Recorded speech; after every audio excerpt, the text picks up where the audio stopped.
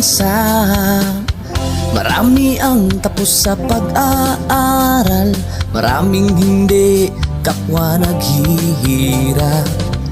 Dahil sa ganitong kalagayan, sila ay nagpasyang lumisan na lang.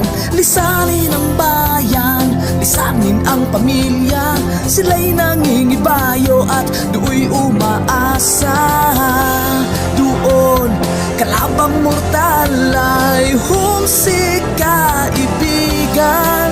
Ang iba'y mapalad, iba'y naaapi ang kalagayan. Ganun pa man, matibay ang Pinoy.